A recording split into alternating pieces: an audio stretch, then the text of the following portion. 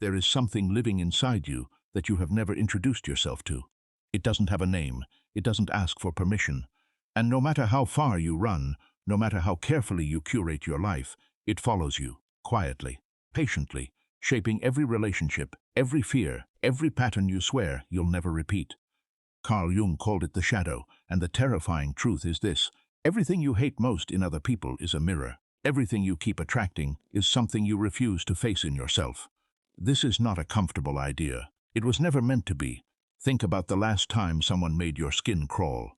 Not just annoyed you, but genuinely disturbed you. The coworker who took credit for everything. The friend who always played the victim. The partner who was controlling, cold, or dishonest. You probably told yourself you were nothing like them. You probably believed it, but Jung would look you in the eye and say, the intensity of your reaction is the clue.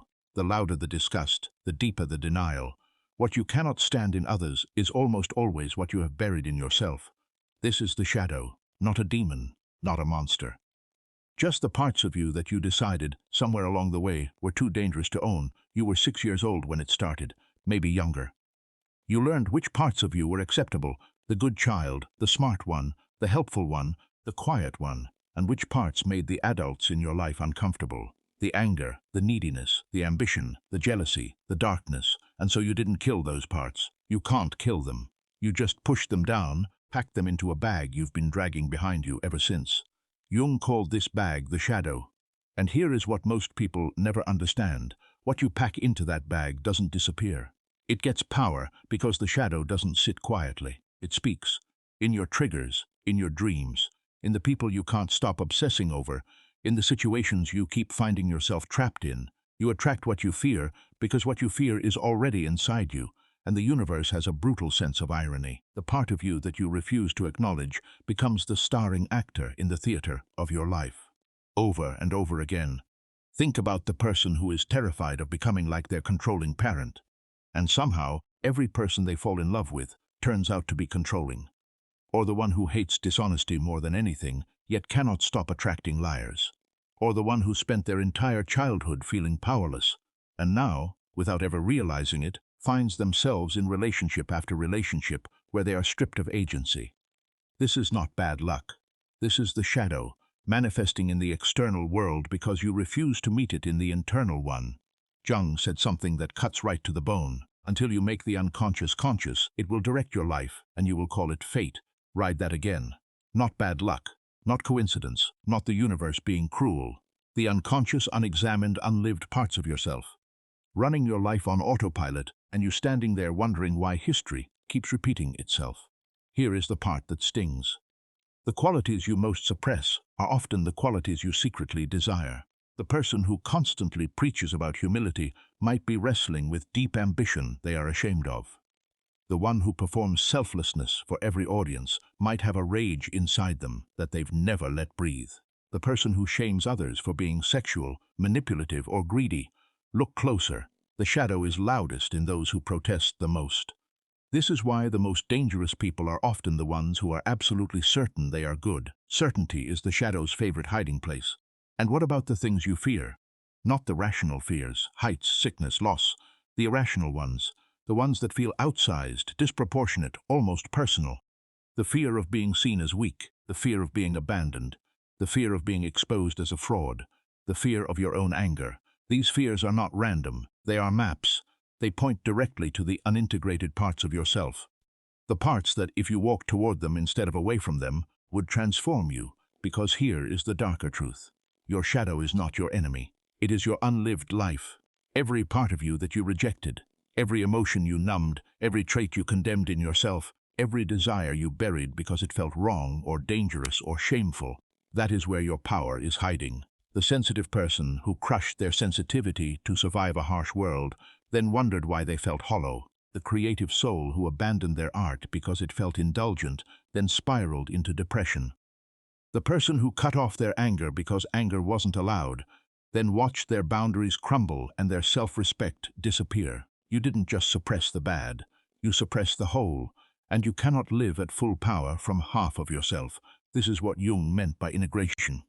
Not digging up your darkness to wallow in it, not performing your trauma like it gives you depth, Integration means looking at the shadow and saying, "This is part of me. I don't have to act on it. But I will not pretend it doesn't exist." Because the moment you stop pretending, it stops controlling you. The most emotionally mature people you will ever meet are not the ones who have eliminated their darkness. They are the ones who have sat with it.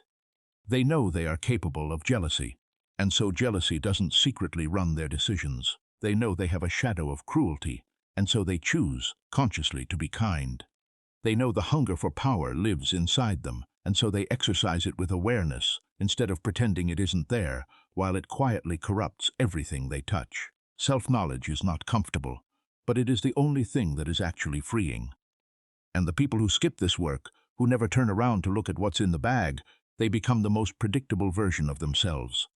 Rigid, reactive, always triggered by the same things, always drawn to the same toxic patterns, always certain that the problem is out there, in others, in the world, in their luck, never once turning the mirror around. Ask yourself, what do I judge the most harshly in others? What behavior makes me react with a ferocity that surprises even me? What kind of person would I be if no one was watching and there were no consequences? Who do I secretly envy? What do I refuse to admit I want? These are not comfortable questions, but they are the most important questions you will ever ask, because your answers live in the shadow. And the shadow is where your real life is waiting.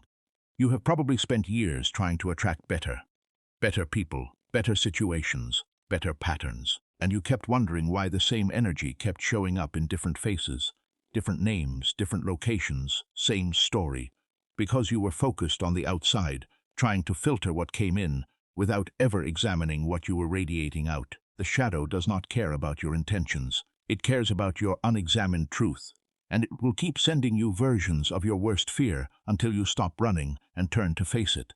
The pain you keep attracting is a teacher you keep refusing to sit with. Here is the final truth, and it is both brutal and beautiful. You are not a finished person. You are a project, and the most important work of your life is not your career, not your reputation, not the image you have spent years constructing for the world to admire.